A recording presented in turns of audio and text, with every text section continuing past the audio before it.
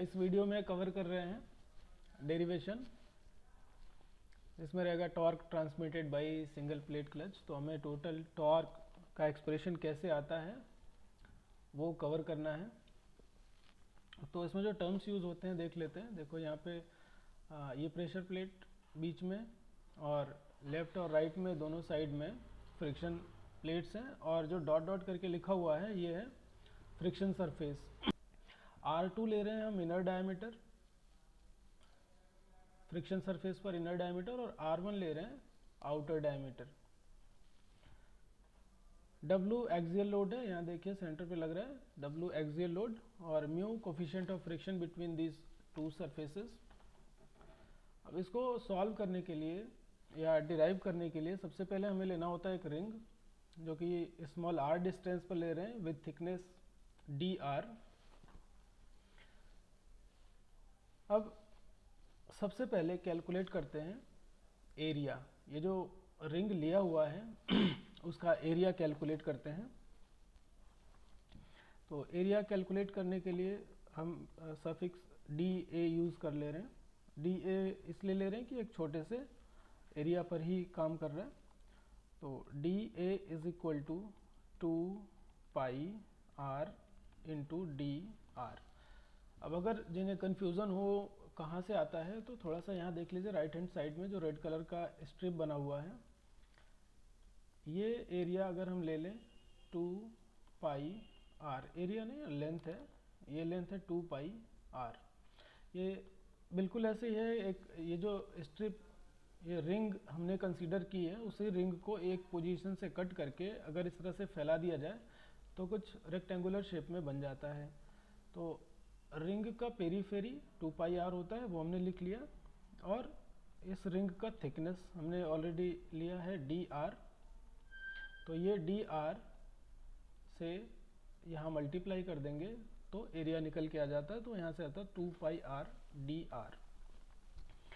अब कैलकुलेट करते हैं कि कितना लोड ट्रांसमिट हो रहा है। तो उसको हम लिख लेते हैं डी डब्ल्यू से। एक्सियल लोड की बात कर रहे हैं तो ये हो जाएगा small P into area. Pressure into area वो लोड में कन्वर्ट हो जाता है। P into 2 pi R D R. ठीक है, पी क्या है यहाँ पर प्रेशर है, और डी डब्ल्यू उस स्ट्रिप पर या उस रिंग के ऊपर जितना एक्सियल लोड लग रहा है उसकी वैल्यू है। ठीक है, अब यहाँ अगर हम ध्यान दें, ये रिंग का पोजीशन है जहाँ राइट हैंड एक सर्किल एक डिस्क बना हुआ है, ये हो गया D W axial load at this position. अब हमें कैलकुलेट करना है टॉर्क। हमारे पास सिर्फ एक्सियल लोड है, तो डिस्क कुछ इस तरह से रहेगी, और डिस्क के ऊपर हमें टॉर्क कैलकुलेट करने के लिए एक टेंजेंशियल फोर्स चाहिए होता है एफ टी, और इस टेंजेंशियल फोर्स को आर से मल्टीप्लाई कर दें तो टॉर्क निकल के आ जाएगा। आर क्या है, आर इस रिंग का रेडियस है। और ये होगा कैसे, कहाँ से इसको चेक करना है, देखिए डी डब्ल्यू ये एक्चुअली लग रहा है, मतलब इस वाले पोजीशन पर जहाँ एरो मार्क कर रहा हूँ यहाँ पर ये स्क्रीन से अंदर की तरफ अप्लाई हो रहा है। एक सिंपल जो फ्रिक्शन वाला अगर केस हम देखें तो फ्रिक्शन के केस में क्या होता है, नॉर्मल रिएक्शन मान लो n है और फ्रिक्शन इधर की तरफ लग रहा है, तो F equal to mu into normal reaction calculate करते हैं। म्यू क्या है, कोफिशिएंट ऑफ फ्रिक्शन है, और n नॉर्मल रिएक्शन। सिमिलरली यहाँ पर ये आ गया डी डब्ल्यू, तो एफ टी इस डायरेक्शन में लग रहा होगा, यहाँ से टेंजेंशियल टू दिस रिंग, जिसकी वैल्यू क्या आ जाएगी, mu into D W. F T क्या है, इसको डी एफ टी ले लें अगर, क्योंकि एक रिंग की बात कर रहे हैं, उस रिंग पे लग रहा है। तो इसको कैलकुलेट करने के लिए क्या करना होगा हमें, tangential force acting on the ring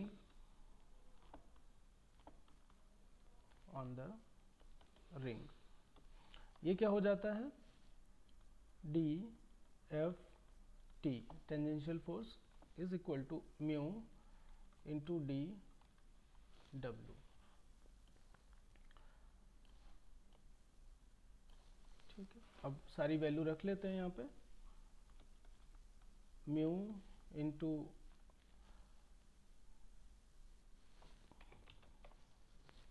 D W की वैल्यू क्या है यहाँ पर, P into 2 pi R into D R. अब यहाँ पर देखिए टॉर्क कैसे निकाला हुआ है, एफ टी इंटू ये डिस्टेंस। तो torque transmitted by the ring, इसकी वैल्यू आ जाएगी D T equal to D F T, मतलब tangential force multiplied by radius. इसकी वैल्यू आती है D T is equal to mu into P into 2 pi R into D R.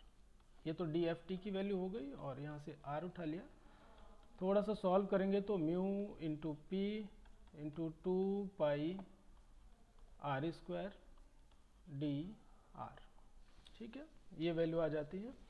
अब इसको अगर हम इक्वेशन में कन्वर्ट कर दें, से इक्वेशन नंबर 3, यहाँ से इसको हम ले लेते हैं इक्वेशन नंबर 2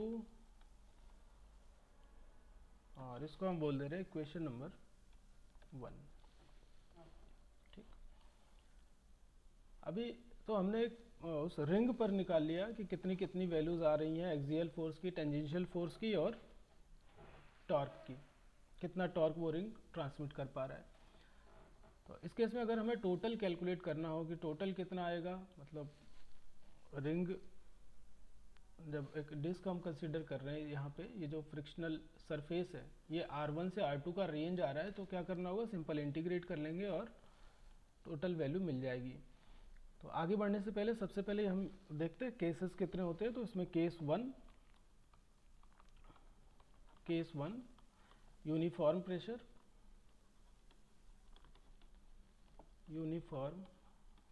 प्रेशर का केस लेते हैं।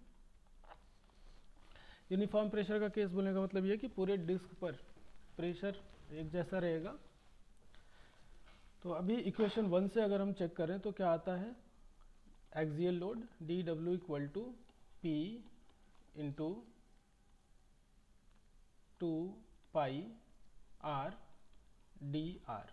तो टोटल लोड कितना आ जाएगा, सिंपली हम क्या करेंगे, इसको टोटल लोड निकालने के लिए, टोटल लोड कौन सा लोड है, ये एक्सियल लोड है।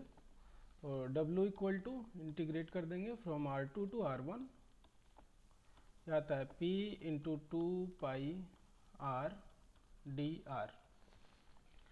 अब इसको अगर हम इंटीग्रेट करते हैं तो ये पोर्शन साइड में ले लें, P इंटू 2 पाई और ये देता है R स्क्वायर बाई 2 और रेंज लगा लें R2 से R1। तो W की वैल्यू आती है, W is equal to P into 2 pi into 1/2 R1 square minus R2 square. तो यहाँ से P क्या कैलकुलेट हो जाता है, ये 2 से 2 ये कैंसिल हो जाएगा। तो P equal to W upon pi R1 square minus R2 square. अब यहाँ ध्यान देने वाली बात ये है कि ये जो वैल्यू आई है नीचे, ये डिस्क का एरिया है। ठीक है, ये डिस्क का एरिया है, तो सिंपली हम डायरेक्ट कैलकुलेट भी कर सकते थे, लेकिन अब इंटीग्रेशन लेके चल रहे हैं, इस वजह से हमें ऐसा करना पड़ रहा है। अब टॉर्क, फिर torque transmitted by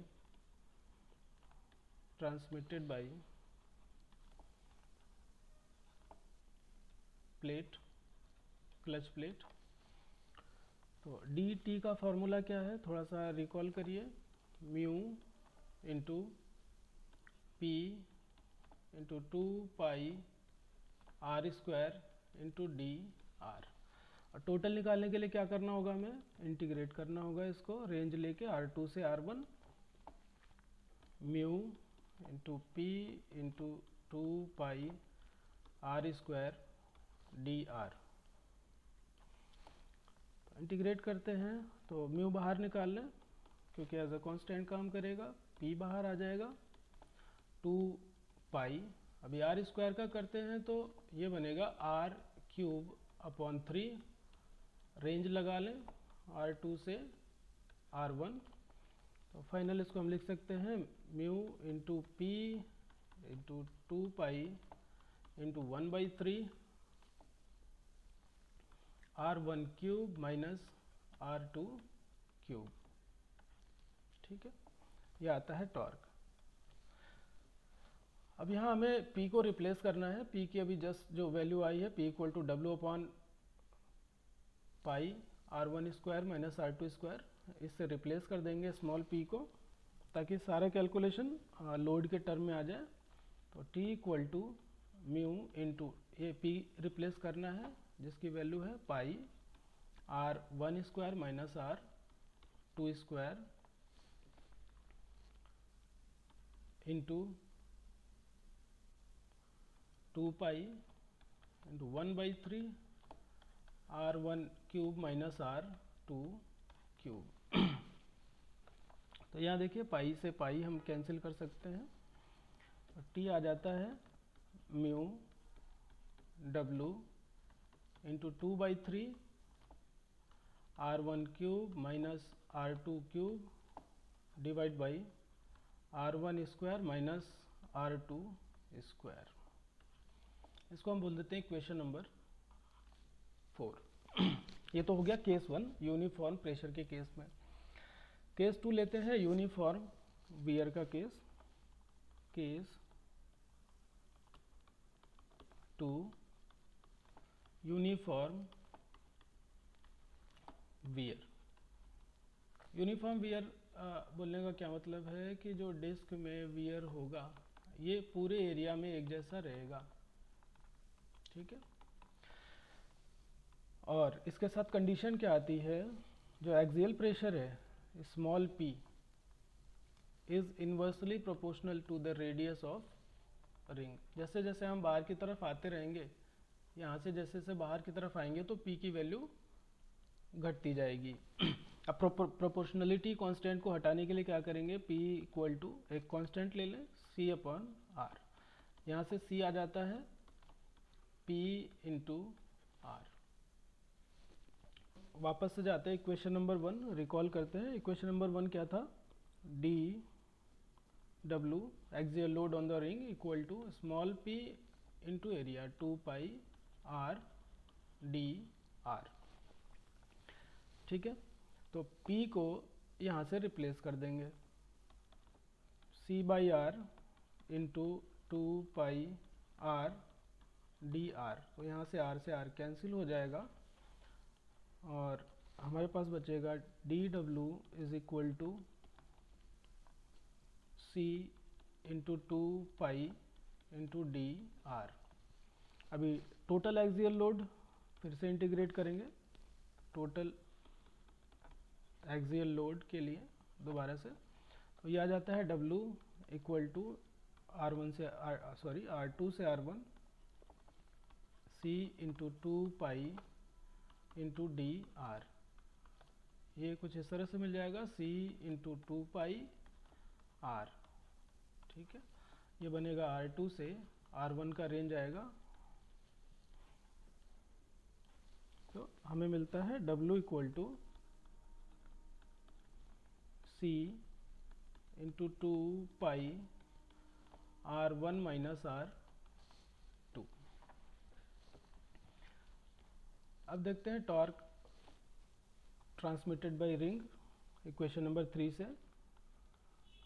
torque transmitted by ring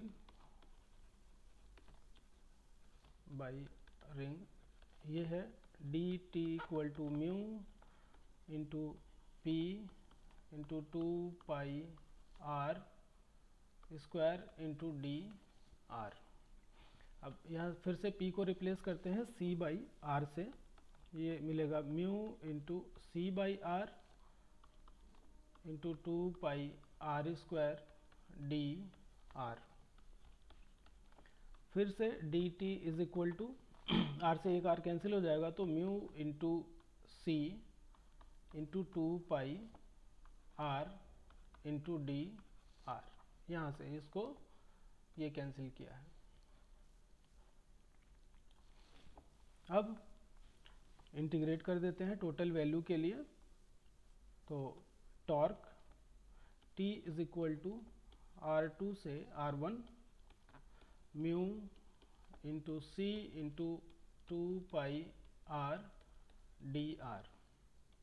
ये वैल्यू आ जाएगी, म्यू बाहर कर लें, सी बाहर कर लें, 2 पाई बाहर आ जाएगा और अंदर क्या बचेगा, आर स्क्वायर, आर का इंटीग्रेशन आर डी आर का integration R square by 2 range R2 से R1। तो यहाँ से आ जाएगा T is equal to mu C, 2 से 2 हम कैंसिल कर दे रहे हैं, तो पाई R1 square minus R2 square. ठीक है, अभी C को हम रिप्लेस करेंगे W के टर्म में। तो लास्ट में जो इसके पहले हमने निकाला हुआ है, यहाँ से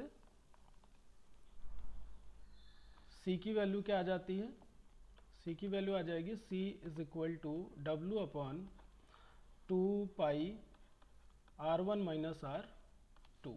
ये वैल्यू हम टॉर्क वाले इक्वेशन में रखेंगे। तो T is equal to mu into W upon 2 pi R1 minus R2 into pi into R1 square minus R2 square. Pi से पाई यहाँ पे कैंसिल हो जाएगा, तो T is equal to mu into W by 2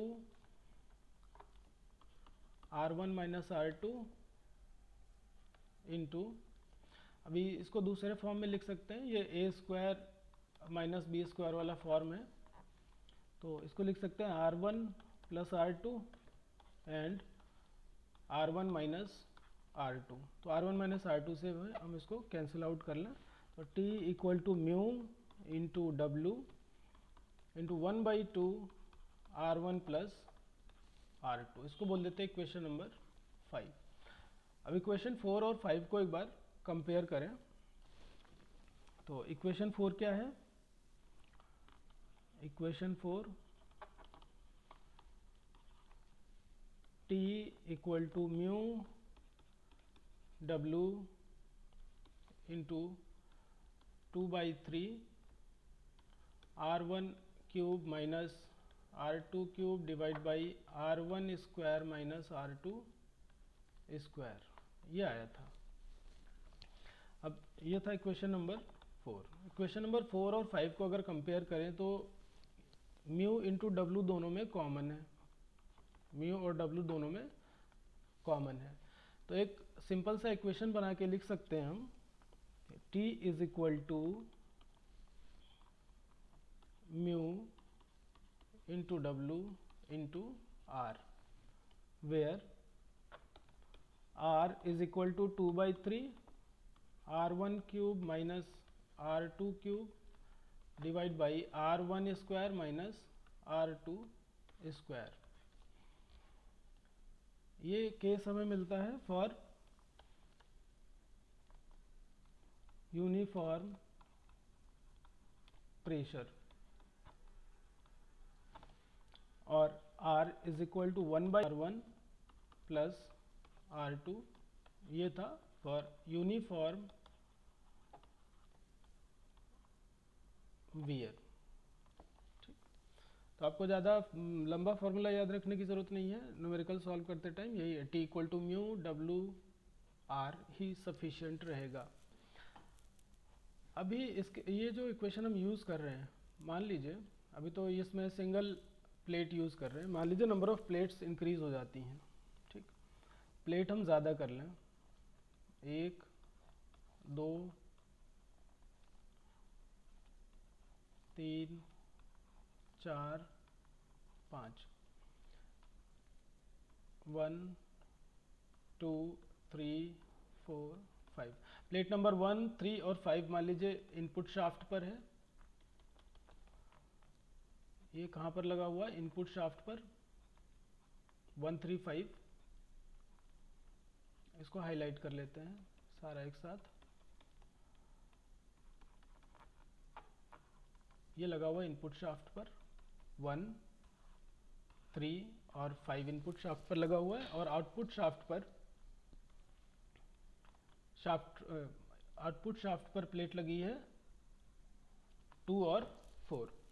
इस case में अगर हम देखें कि टोटल कितना इफेक्टिव एरिया आ रहा है, देखिए 1 और 2 प्लेट नंबर 1 और प्लेट नंबर 2 के बीच में एक एरिया मिल जाएगा A1, फिर 2 और 3 के बीच में दूसरा एरिया, 3 और 4 के बीच में तीसरा एरिया, और 4 और 5 के बीच में चौथा एरिया। तो टोटल नंबर ऑफ प्लेट्स यहाँ पे 5 दिख रही हैं और टोटल एरिया हमें मिल रहा है 4। तो इसके लिए एक सिंपल सा फॉर्मूला बना लेते हैं। जैसे मान लीजिए N1 is equal to number of plates on driver shaft and N2 is equal to number of plates on driven shaft,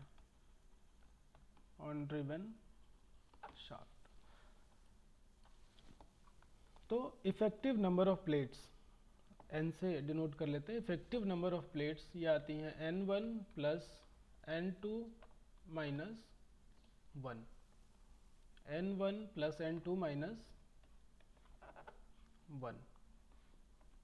यहाँ क्या हो रहा है? 5 प्लेट थी, एक माइनस होके टोटल एरिया हमें मिला 4। ऐसे जब हम 3 प्लेट यूज़ करेंगे,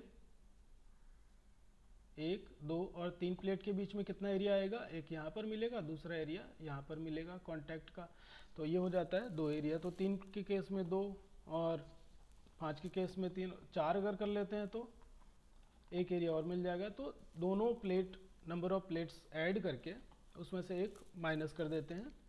तो फाइनल जो फॉर्मूला अब आ रहा है टॉर्क का, T equal to mu W into R. इसी में हम n से अगर मल्टीप्लाई कर दें तो ये इक्वेशन हो जाता है फॉर मल्टीपल प्लेट